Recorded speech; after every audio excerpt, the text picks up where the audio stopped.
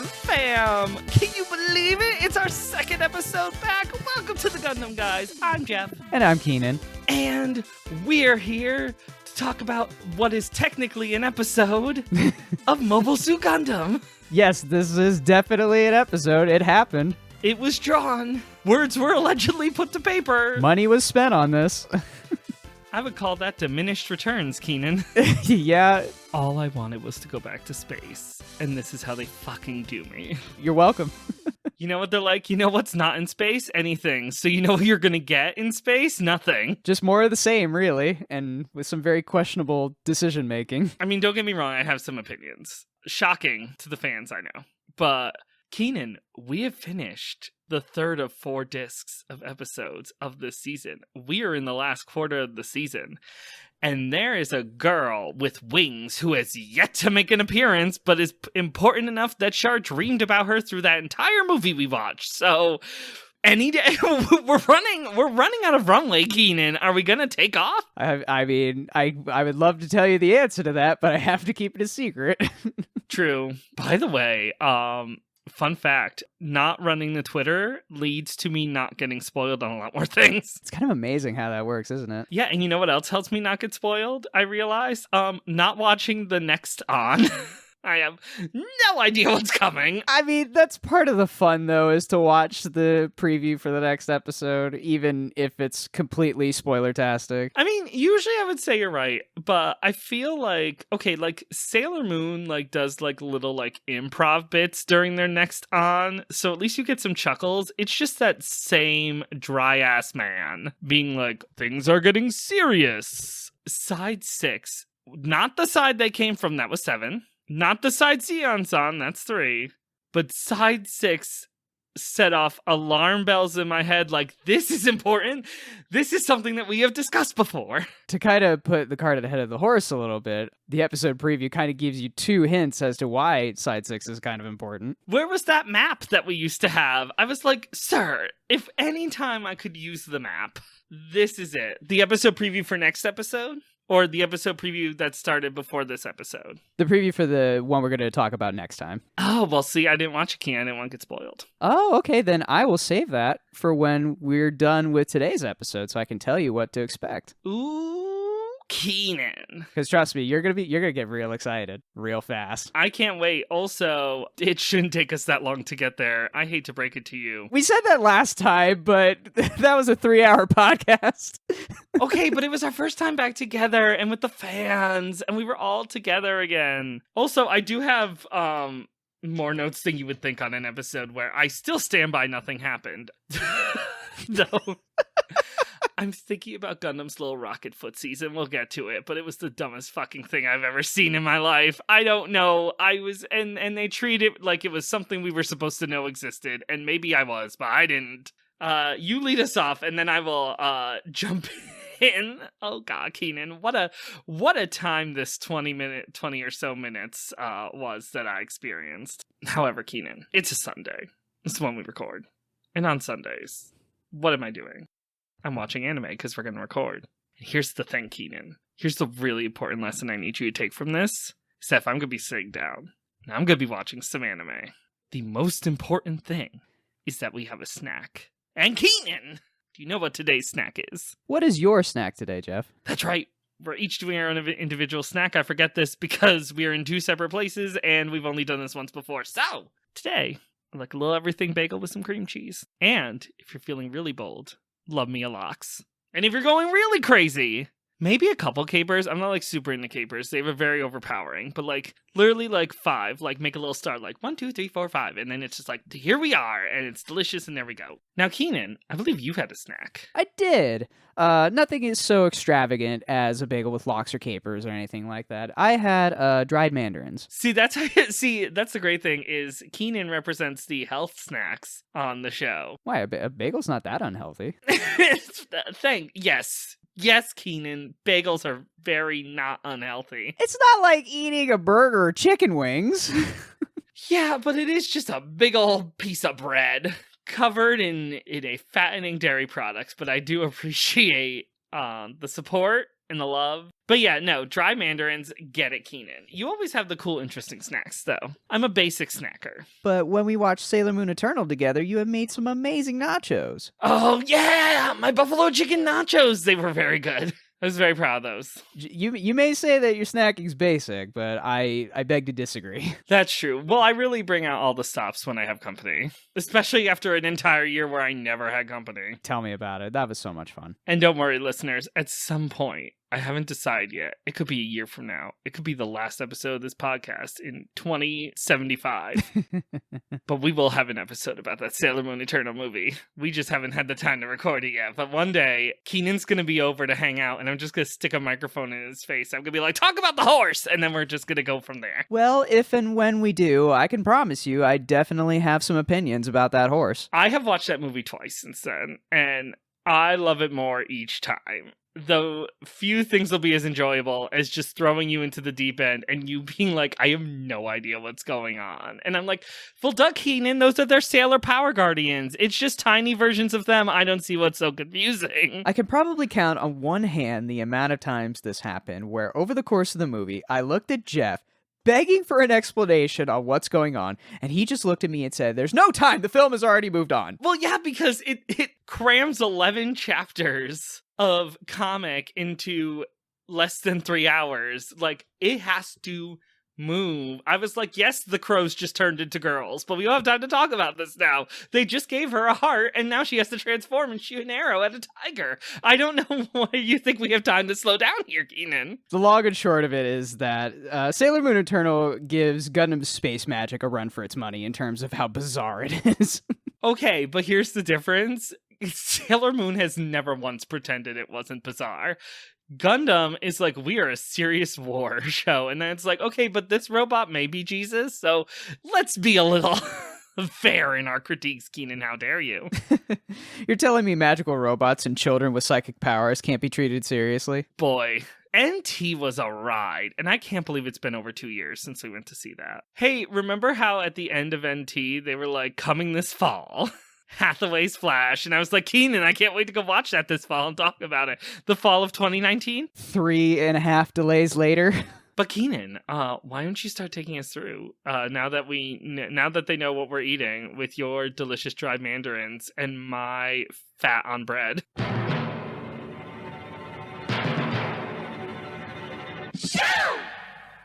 So this is Mobile Suit Gundam episode 31. It's titled Breakthrough. It aired on November 10th, 1979 in Japan and September 3rd, 2001 in the United States. Woo! It begins with probably the fast... Whoa, what? Oh, I just, the date just sank in and I was like, uh-oh. You're probably going to have that same reaction for the next 5 episodes. Yep. It's a coming. That was the weird thing about this in retrospect is that in the United States, we talked about it before, but when Gundam was on TV, it was releasing 5 days a week, whereas in Japan, when it originally aired, it was just once a week. So it feels like we're just slowly inching forward towards something really bad. It's so funny because my favorite Power Rangers podcast is having a very similar inching experience with Power Rangers Time Force, and I'm pretty sure they're just as excited to reach that point as we are to talk about how children's television changed dramatically due to real-world events. That being said, though, talking about this episode here, I think it probably has the world record for the fastest recap in existence. Well, what was there to recap, Keenan? They went to space and nothing happened. They spent a grand total of 16 seconds in that recap, and then we get back into the episode proper, where even more dumb stuff happens. Speaking of which, when I was switching out the Blu-rays, because it's Sailor Moon rewatch season, I saw the word Texas flash briefly on my last disc, and I got very upset because I was like, we just fucking got to space. The last place I want to go is motherfucking Texas, so how dare you? So we'll see. Don't worry, it'll make sense when we get there. I better. So it picks up pretty much immediately after the end of the last episode, where white bases adrift in space, but they already pick up a signal from another thing heading towards them at a rapid pace. Bright calls for anybody who's available. A bunch of people are in the shower right now, specifically Kai. It was such a specific thing where he's like, where is Kai? And they're like, he's in the shower still? And I was like, oh, we are fluffing for space, huh? And I already knew. Who's available? Hayato's available. Great, send him out of the gun tank. Why? This is the same problem I had with the last episode. Why are you sending a tank out into space? Tank does suggest ground would be involved. However, because little does Tank know, Tank is going to fight a Pokemon. That's one way to describe it. Tell me I'm wrong. Tell me I'm wrong, Keenan. Tell me that is not a bootleg Pikachu with a gun in its mouth. Is it a bootleg if it came out before Pokemon? I bet Sunrise would have. I bet the Pokemon Company, the currently most powerful company in media, would give it a try. I'm pretty sure as the most successful entertainment franchise, Pokemon does get to pull rank over Gundam on whether or not this one random machine is or is not a Pokemon. Now, Hayato isn't alone in this endeavor. Amuro is going to go out with him in, as Jeff mentioned a bit earlier. Do tell Keenan, what does he go out in? Well, it's half of a Gundam. What is it called again? It's called the Gundam Sky. What the fuck is that, Keenan? What the fuck is the Gundam Sky? Why is it wearing a dress with rockets? It just has little shoes. Its legs are just rockets. And why? Why not just send the Gundam out? Why is it just the top half of the Gundam and then rockets? It's one of those things where it's like, hey, this is a cool thing the kids can do with the toy. No, it's not. It is not a cool thing.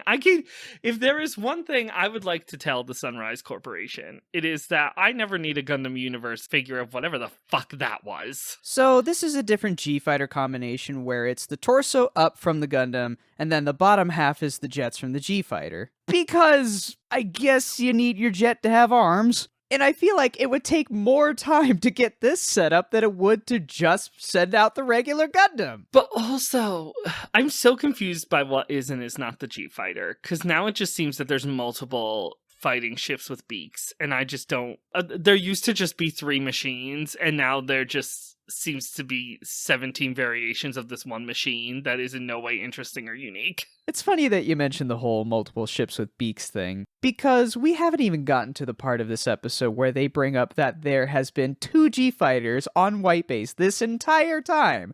That's news to me. Same. I was going to ask you, I was going to be like, Keenan, have we run into this before? Because this feels new. They're just like, oh, have Gundam go out in the Gundam Sky. And Frau's like, on it. And I was like, what? What the hell is that? And then I see it and I'm like, no one has mentioned this shitty rocket shoes monstrosity. What the outer space centaur is going on? Give it its pants back. And remember, there was that one episode where you and I joked about the legs just running around. Well, what a great time this could have made a debut.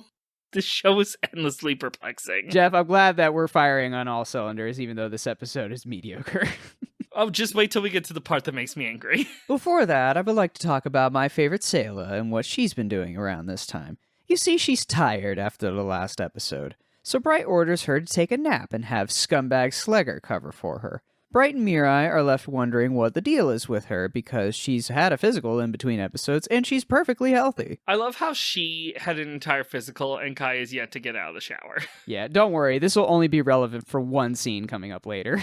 The physical? Well, just Sayla's overall demeanor. Oh, I was about to be like, I don't remember the physical coming back up, but I totally believe it could have.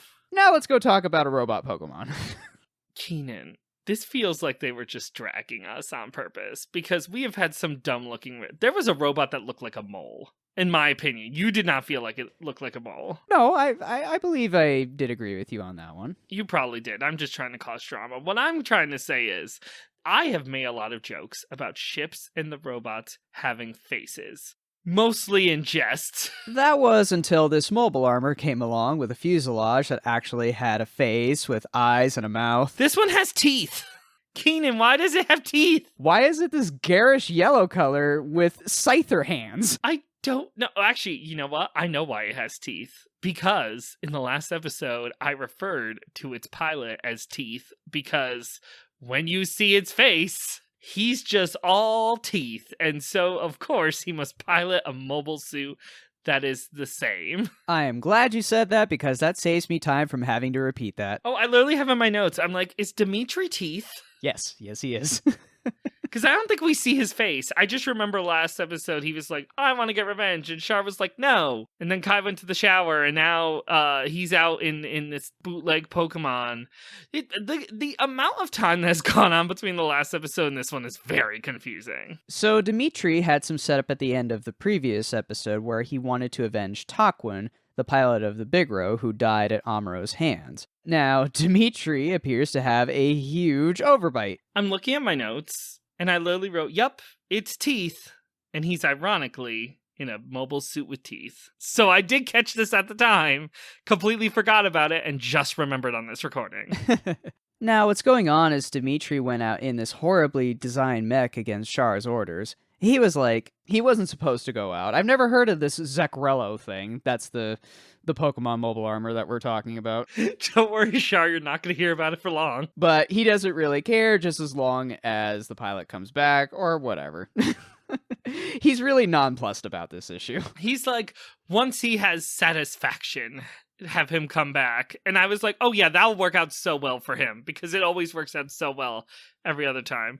Oh yeah, he does tell him, he's like, hey, by the way, if you just like do shit without telling me, I'm gonna have you court-martialed. I would like to point out that's in reference to the acting Captain Mulligan that Char is threatening right now. Which, to be fair, but also, Char's ship does not look that huge that if that big-ass thing with teeth flew out, no one would know it was leaving. You would think Teeth went to the grocery store, because he's like, hey, where's so-and-so? And I'm like, you didn't feel the rumbling of the hatch opening of that big-ass thing going off flying with its little claws? Apparently not, and the Zekrello is not even as big as the mobile armor from the previous episode, yet they managed to fit both of those and a whole bunch of other mobile suits inside this ship. So the size of the Zanzibar is kind of nebulous. I was about to say, it has a very TARDIS-like quality, because scale is not dealt with much in the world of Gundam. Yeah, and then there's a one-liner to set up the rest of this episode where Char is going to contact an old buddy of his that was hanging around with him at the very beginning of this series. Oh, what's his face? Because he used to be on the ship with Char, didn't he? That's right. He's that guy who used to be on the ship with Char and used to be like, oh no! But now he has his own ship. Probably because, Char murdered one of the heirs of the empire he works for. And Dren, that's the guy we're referencing, he's got more than just one ship, actually. He's got a fleet with him. Yeah, and they're like, hey, let's go pick a fight. That'll be important later.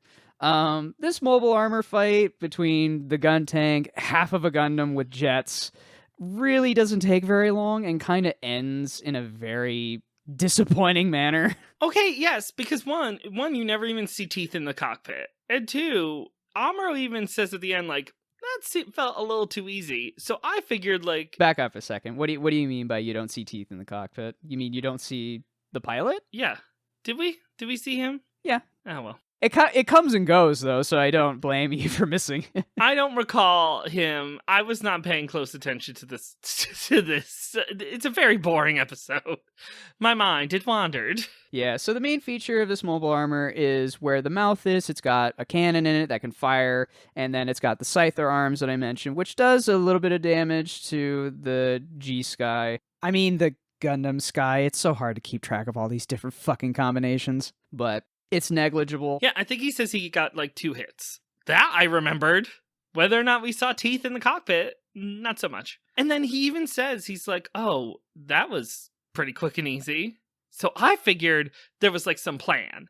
I figured there was like, I don't know, like the equivalent of like a virus, like in Sword in the Stone, when he's like, I'm a virus, and you caught me, Mim. And then like, or there was... Boy, that's a reference. You know what, Keenan? I'm very scholarly. It's an excellent film.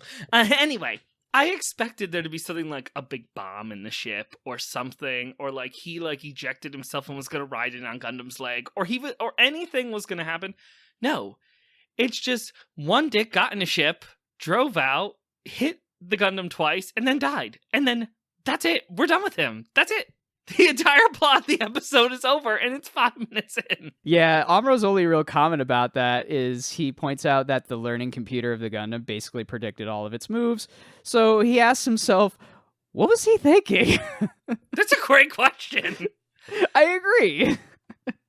And then they go back to White Base. Oh, God, Keenan, I have a headache just thinking about this. I will say, the learning computer will come back in for the fucking coolest moment of the episode later. Doesn't hold up the entire episode, but it is pretty cool. No, look at what we just described. It's a rough go. So from here on out, it's a lot of back and forth between White Base and the other enemies' dialogue. The important things to note about it is while the Gundam's being repaired, Amuro's in like an observation area being held down into a chair because gravity is loose, apparently. Well, okay, here's a funny thing. There is a point where Sayla is just chilling in a chair, clearly able to sit, and there's a floating book and it looks like she's casting a spell. And I am very confused as to what the gravity situation is. It's 1979. That's all I can tell you. Okay, yes, but they did know, like, up is up and down is down, and which in this episode you would not know. Yeah, Slegger, I'm not really sure if he's trying to be genuinely friendly, because he always just sounds like a creep all the time. So he's asking Amuro, like, hey, what's the deal? Are you fine? Like, I could take over here. Yeah, what is his job? Is this when... Oh, no, I don't think... Is this when he tries to be alone with Sayla and Amuro's a real bro? To her, not to him. Like, he's a good bro to her. Like, Yeah. What's his face? Schlegel. Schmegel. Schnengel? What's his name? Stangle. Close enough. Yeah, he's like, hey, can we have some alone time? And Amuro's like, I think you have work to do. He's like, nope, no work. He's like, no, I think you do. I think you should come out here and not be alone with this woman who clearly does not want you here. And he clearly doesn't understand what the big deal about Char is. Whereas Amuro is like, you obviously haven't met him. He's been chasing us since episode 1. I do love that. It's very reminiscent of like one of the super early episodes, like 3 or 4, when who was it? Oh, what was that fucker from Luna 2? Oh, Joaquin. Who's just like, Char wouldn't dare attack you here. And I was like, you're an idiot. And I was proven to be correct. He was an idiot. So when this one's like, what's the big deal about Char? I'm like, 1, I do not believe someone who's risen this high in the military has not heard of this man. 2, what a way to curse yourself, sir. But yeah, this is apparently where Sayla was ordered to rest. So she comes in, as you mentioned, Amuro is a good friend to her and makes sure that Slegger isn't going to creep on her. And so that ends up working, so they end up leaving the scene. And Sayla can be by herself. And what does she say when she's by herself, Keenan? Because it blew my mind. She sighs to herself when they both leave, and I quote, always about my brother. Now I know what you're thinking, Jeff. She should know the many reasons why everyone on White Base talks about Char. Would the leading one be that he tries to murder them on a weekly basis? Do you think that could be any part of why people seem to be hung up on this man? Could it be the fact that every time they see him, he decides to pull up and shoot at them? In fact, I believe he shot a couple of the citizenry after the whole Garma mess, if I remember correctly, who came running, like a couple civilians who went running out into the desert, and Char shot him in the face. So, yeah, he's a bit of a topic of conversation. He's been trying to blow up White Base since literally episode 1. No, episode 2. Jean was the ringleader of episode 1, however. On Char's orders, though. Exactly. So she says it so nonchalantly, like, always about my brother, as opposed to who? Yeah, if this were Family Feud, that would probably be the number 1 answer. Yeah, I'm like, as opposed to Degwin, who just sits in a chair with his cane that he drops when a family member dies. Although that was a really cool scene, though. You were really excited about that because that's when you thought, like, oh, that's when things are going to get escalated now. It did get escalated for about 10 minutes. Remember the funeral? The funeral was great. And then things de-escalated rather quickly. So after this is where the scene cuts over to the enemy to see what they're up to, where Char contacts Dren and his the other captain that he's talking to, whose name is Mulligan. They have a little apology session together where he's like, look, I'm sorry about what happened with Dimitri, and Char's like, don't worry about it. I even wrote down Dren looks familiar, so I didn't know who he was at the time, but I knew I had seen his face before. Yeah, and that sets up basically for them to head out to go meet up with White Base. The plan is that they're just going to pincer White Base again because that worked before. Said no one ever. These plots always work so well. The next important scene comes back to what I brought up about Sayla's demeanor, because as she's resting in this little observation room, she has a nightmare about her brother. The next scene is where I question whether or not she is the original television representation of Sabrina the Teenage Witch. Because she is sitting there, asleep in a chair, not floating, but what is floating in front of her is a book. Because gravity means fuck nothing on this ship. Well, you see, she's strapped into the chair with a seatbelt. Did they show that? They do, actually. Oh, motherfucker. Whatever, Keenan, keep going. So in this nightmare, Char speaks to her and says, "You know I can't forgive the Zabi family. Please, don't get in my way." This stirs her awake, and she grabs her book, saying, "I don't approve of what you're doing, Casfall." As a reminder, Casfall is her brother's real name. I crave the knowledge. I'm so excited to watch the origin, to see, like, what went on before this, because I still, to this day, do not know how recently they saw each other before the war, how much they remembered of each other, because when the show started and the two of them ran into each other, he seemed to think, okay, maybe she's my sister, but did not seem to recognize her. She didn't seem to recognize him, period, but then all of a sudden later was stealing the Gundam to go look for him. And through all of this, I'm just like, why? And so I'm really looking forward to the origin, hopefully giving some context to where their story pre the show ends to where this show starts, so I know what they both know going into this about each other. I'm just looking forward to the origin because it's leaps and bounds better than this episode. Big challenge, Keenan. It's a low bar to clear, I know, but... From here, though, Sayla leaves the station and goes to have a quick chat with Amuro, which I actually do like, this dialogue exchange between the two of them. I do like how their friendship has grown over the course of the series. Because it just reinforces the camaraderie that they have with one another. Yeah, she's like, "Can we talk?" Amuro's looking over the repairs of the Gundam. The 2 repairs that apparently need to be made. And she asks him, "So what can I do to be a better pilot?" And he's like, "But you're already a good pilot." And she's like, "No, I'm not looking for compliments, stupid. I just want to know how to get out of this war." Which I don't think he was just trying to compliment her. I don't think he has the social nuance to just do that. I think he just meant it. Yeah, he's being honest, but that's not the answer she was looking for. No, she wanted to hear she was trash. But it does trigger a bit of suspicion from Amuro because he asks her, "What's gotten into you?" And she brings up, like, "Well, what if I have to fight Char?" And Amuro's like, "That's fine. I could fight him. I'm a way better pilot now." Yeah, he's like, maybe don't do that. Like, you're a good pilot, but maybe don't fight the best pilot in the galaxy. Sayla goes on and says, "Look, it's just a thought, Amuro. If only I were like you."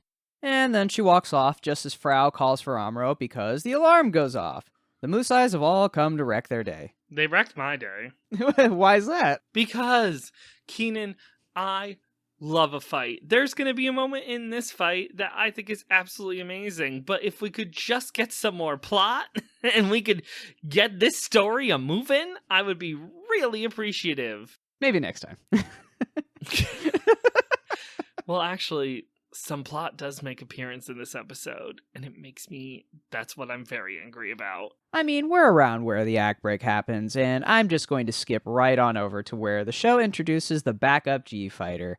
It's been here all this time, and no one has ever used it until Slegger showed up. This blew my mind. I was like, how many of these do they have? And I'm so confused. I was so confused as to what he was driving versus what she was driving. And I'm so glad you clarified that is 2 different G-Fighters. Because I was like, wait, aren't they just piloting the same thing? Like, did the animators not realize that they drew the same ship twice? I was so confused.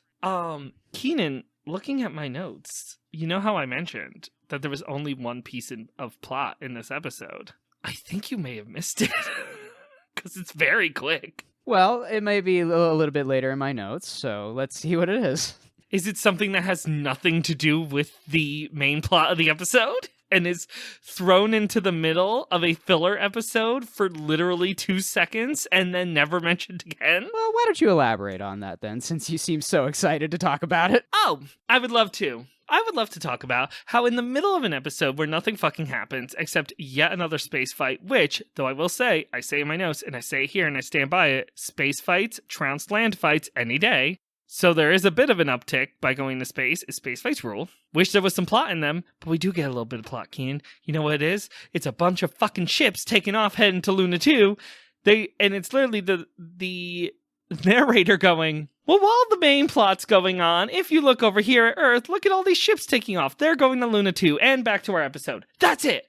No more reference. Yeah, that's Vice Admiral Tianum's fleet from the Earth Federation.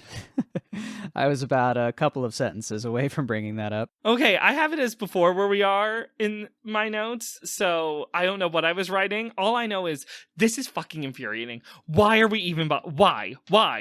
They reference it once at the end of the episode, and that is it. Why are we doing this? Why do we need to see that? Just to remind everybody that there's a war going on. I was so angry. I thought something important was going to happen. I thought this, much like I thought Teeth had more up his sleeves than just getting stabbed in the face. I also thought this was going to mean anything. It doesn't, Keenan. It means nothing. This is that fucking battle that we built up to for 20-something episodes that we didn't even get to see. Oh, Operation Odessa, yeah. Yes! Where by the time we got there, the whole battle had ended, and Mukube was just like, I'm gonna blow us up. And they were like, you better not. And then he didn't, and he left, and everything was fucking... Keenan... I know there are animation limitations in the 70s, and I know that this is their first season. First seasons could be real rocky, but some of their choices are just so mind-numbingly perplexing to me. And having the narrator be like, okay, look over here, now look back over here. It's an Old Spice commercial. Look over here, now over here. I'm on a horse. What the fuck? What are we doing here? When you get the opportunity to listen to the book club episodes that I did after we get through all of this, because by then there's nothing to spoil. It doesn't spoil the origin. It just covers the main show. Yeah. So I did make a couple of comments, though, because it was written by the lead director and co-creator of Gundam, Yoshiki Tomino. And I think you're starting to notice his pattern of directing, which is very sporadic. Just a tad. It's big picture, but big picture doesn't necessarily mean it's good for coherent storytelling. I mean, I love a big picture. I love big picture, take it out wide, let me see the world. However... coherent, definitely not. Even if they had put that scene at the beginning of the episode, but if you so much as got up for a pee break at that moment, you had no idea that this seemingly really important thing happened and is talked about by the narrator for 2 fucking seconds. And then, no, it is referenced once at the very end of the episode in passing, and also it is only referenced to show that they cannot go have anything to do with it, so they're gonna go somewhere else. That's it! But don't worry, we've got yet another... regular ass fight to have. I swear, Jeff, the show is really good. Keenan, when's the last time we saw a member of the Zabi family? There's 1 disc left. There's 1 disc, 3 Zabis, and no woman with wings. Yeah, 1 more disc left. I'm sure they'll show up at some point. That's gonna be a jam-packed disc, Keenan. Got a lot to cover. I thought after Garma passed away in episode 10, I thought we were going to kill off a Zabi family member every 10 episodes or so. No, they're just chilling. We haven't seen Garen since the funeral. You remember the very first episode of this podcast where I told you that this was almost the end for Gundam? As a franchise?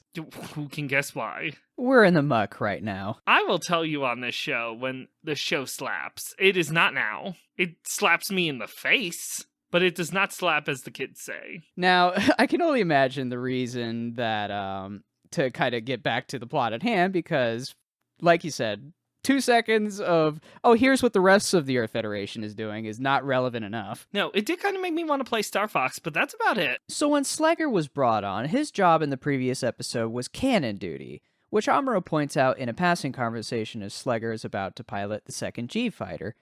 The writers must have thought, well, Slegger didn't really do much in that episode, so let's give him something to pilot so he can join the rest of the heroes on the front lines. The kids will love it!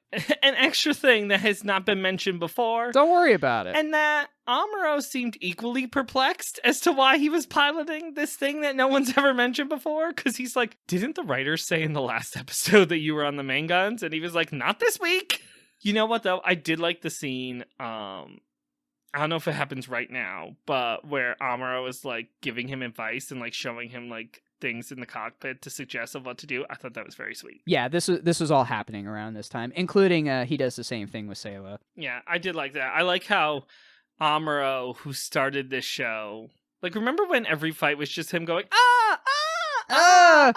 like, just because he just didn't know what to do? Because he was getting his ass kicked. Yeah, because he was a child, and they stuck him in a big robot and was like, good luck. So now he's still a child, but he's really good at being a pilot. He's the best pilot on board, and they treat him as such, which I like. I like that it didn't take the entire length of the series, and I like how, as bad as the Ramba Ral stuff was, even though, not the Ramba Ral stuff specifically with Ramba Ral, but the whole, like, running away arc, which drove me nuts.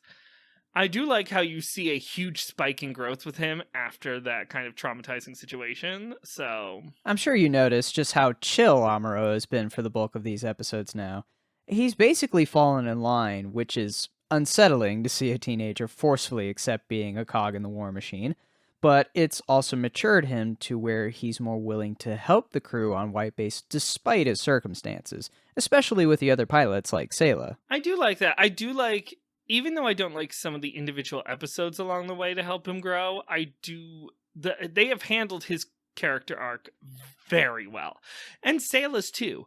My frustration was more at the time with how they had them kind of hit bottom, because I thought they were nonsense. Like her stealing the Gundam because now she's going to image charge her brother.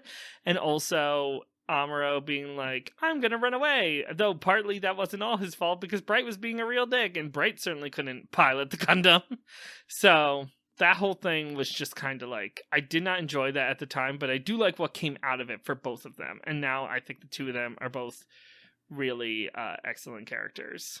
Getting back to the story of this episode, when the space battle happens, there's a bit of a dilemma, really to just set up false tension. White Base sends out Kai, Slugger, Sayla, and Hayato, and Amuro is going to join them later because the Gundam is still being repaired from its 2 hits.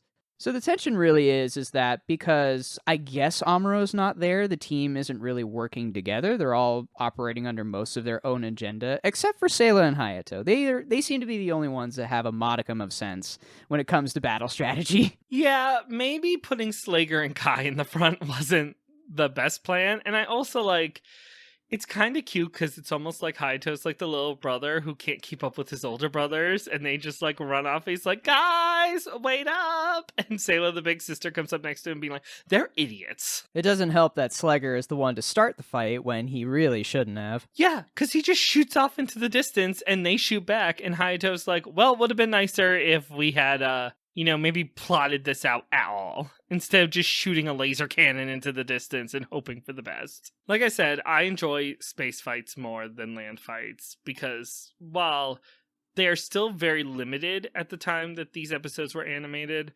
I do think they are able of making them more dynamic.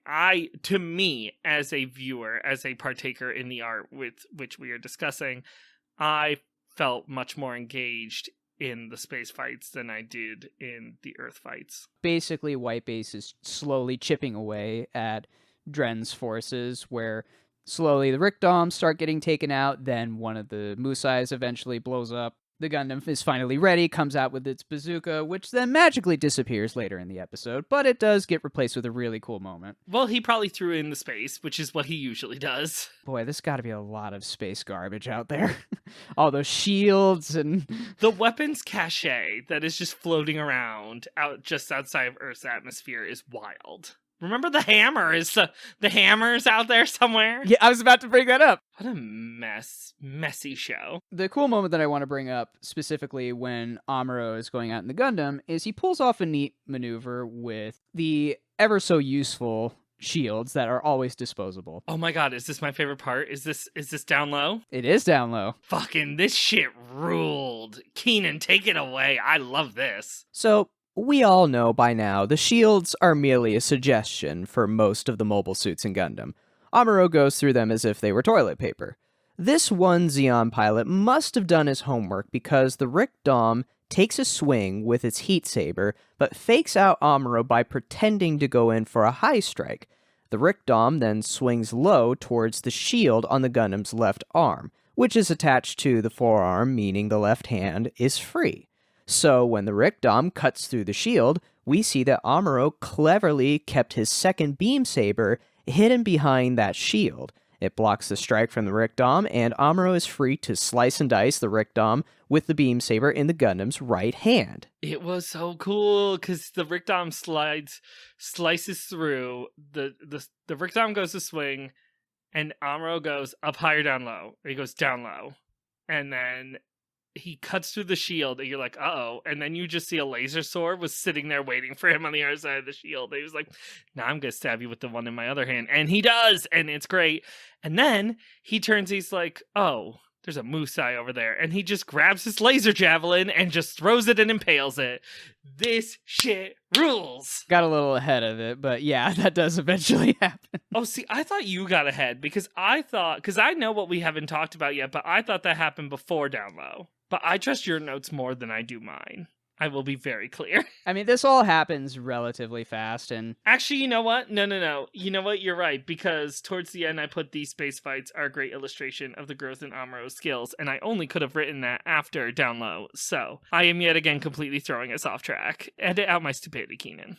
But not my beauty. Well, later on, I'm probably going to shift how I do my notes in terms of, like, because we jump all over the place all the time, so why not just lean into that? Well, I certainly take us all over the place, because as previously mentioned on much, much earlier episodes, I never remember where we are.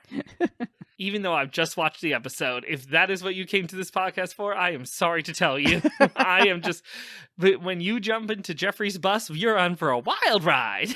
Now, what we see going forward as Dren's forces are going down, Dren himself is going into a panic, especially because he and his crew can't keep track of where the Gundam is. Unfortunately for him, as one of his other Musais is blown up, it's already too late. The Gundam is on their asses.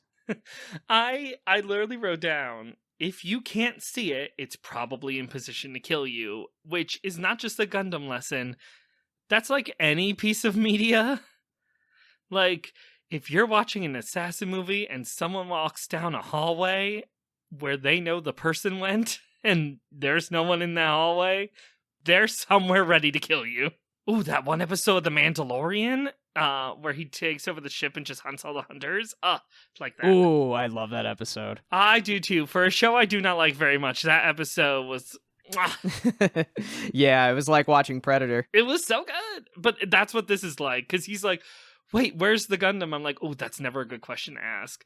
Also, I don't know if Amuro did what he does next on purpose, but it was mad raw. It was not nice. Yeah, this is a pretty bad way to go. Yeah, he kills them pretty brutally. Also, I'd like to mention that earlier in the episode, in a quick exchange between Char and Dren was like, you're going to back us up, right? And Char is like, who do you think you're talking to? I'll be there. Char was never there. He never showed up on time. Well, he was on his way, but he literally says later, he's like, I thought they could last till I got here. Nope, apparently not. And you would think Char would know better. No, he does not. Can't confirm. So the Gundam just takes one of the beam sabers, just cuts the bridge open. Asterisk.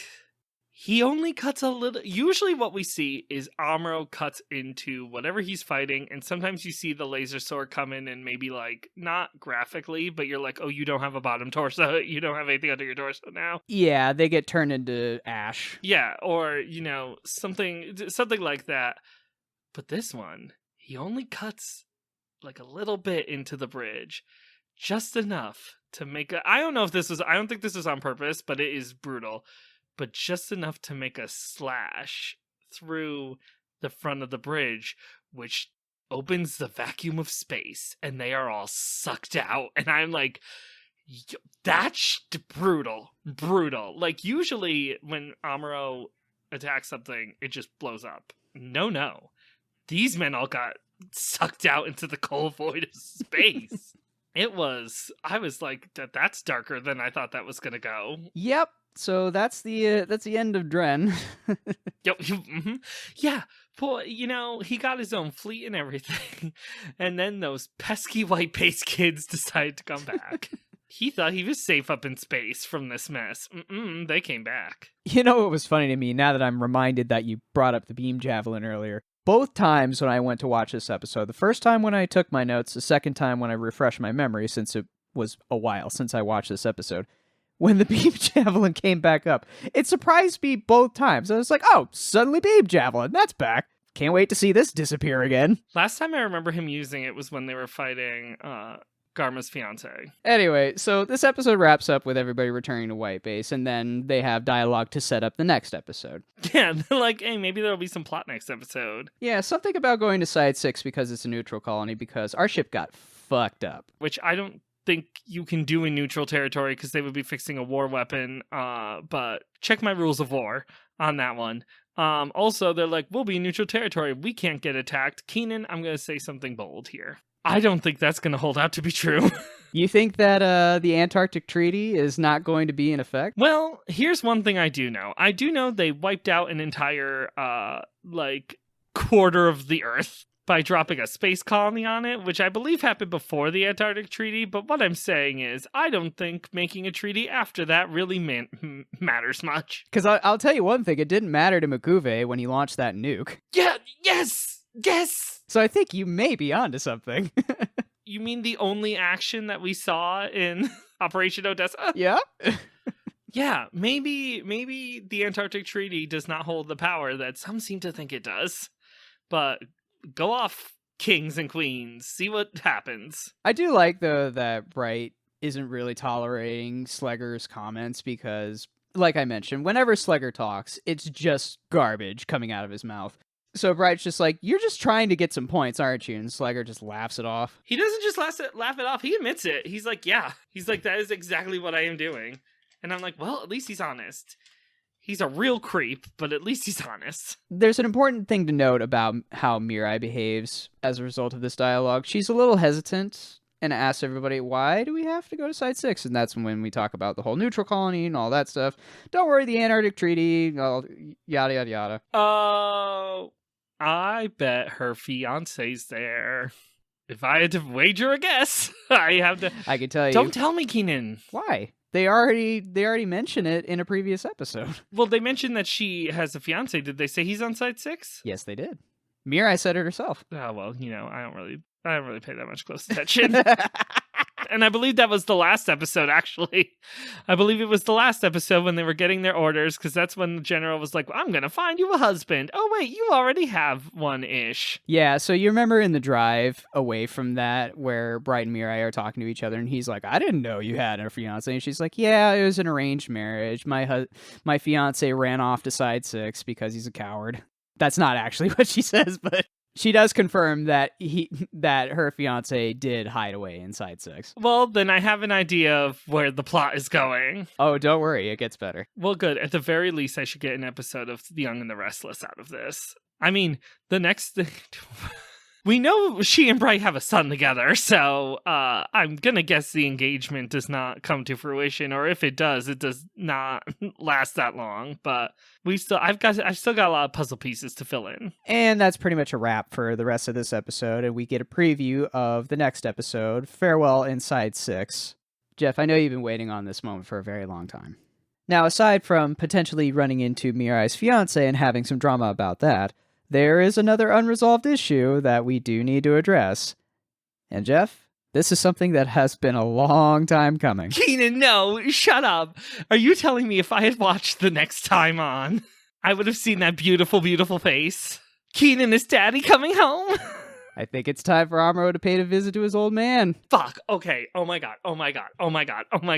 Keenan, okay. All right, I'm okay, it's fine. Keenan, I'm so excited. Curb your expectations, though. Nothing could be as bad as his garbage mother, but oh my god, we're gonna see Hot Dad again. I can't fucking wait. But Keenan, that's the end of this episode. It sucked. Yep. Except for down low. Some half decent dialogue between Amuro and Sayla. Amuro being a good friend, kicking Grossman out of the room when he wanted to be alone with Sayla. I'm not necessarily sure how I feel about immediately making Slegger a fighter pilot. Even though they reference that he can do that, turns out he doesn't actually do very much. He does bad, actually.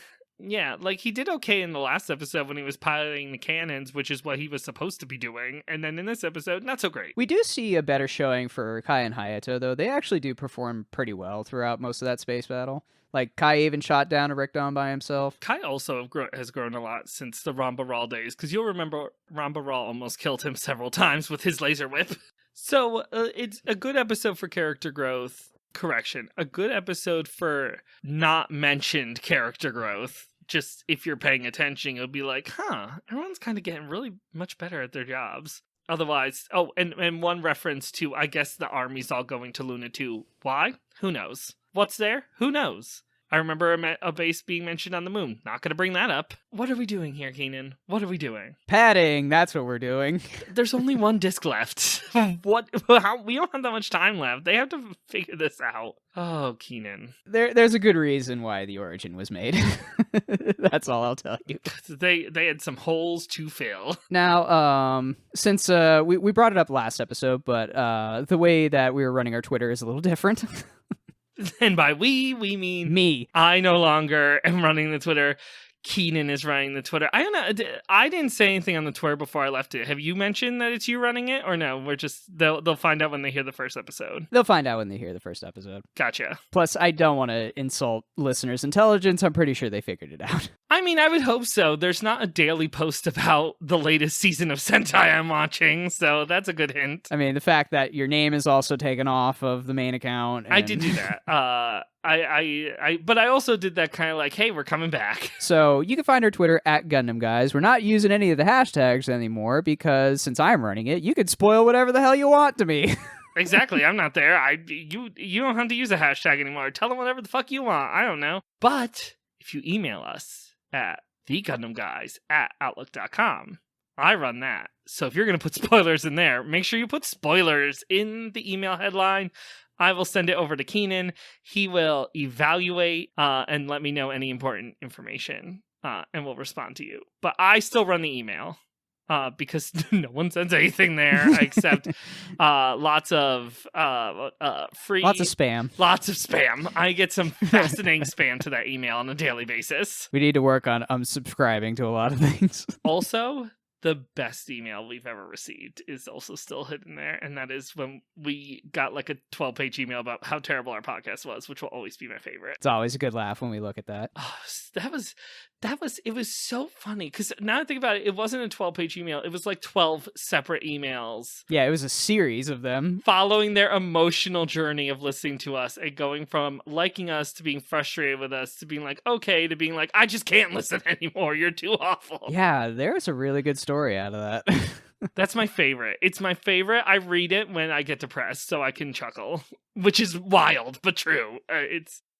He's the greatest gift I've ever given as a podcaster. It was just to be dragged that thoroughly by just some random person who I assume left and never came back. We haven't heard anything really since, so... P.S. That was not a call to drag me. I'm a very fragile person. Please be nice. But it was just, if you had read it like we did, and I said, if we ever make it to 10 years, I will recite it. Because we will be far enough out from having received it. But it was, the way it was written was so funny that is why I enjoy it. But we're open to receiving anything, really. I mean, we've read reviews on the show before. You know, we could do questions, whatever. Yeah, ask questions, ask reviews. We do love constructive criticism. Just don't be that guy, and you know who that guy is. Just don't be a dick. That's really all we're asking. Exactly. Don't be a slugger. Or do be a dick, but do know I will save the email to be read on the podcast at a later time. We may drag you about it later. Come back in a decade. You're going to hear it from us. So that's been this episode of the Gundam Guys. Thank you all so much for listening. And we will suit up to talk to all of you again in the next episode. Bye, y'all.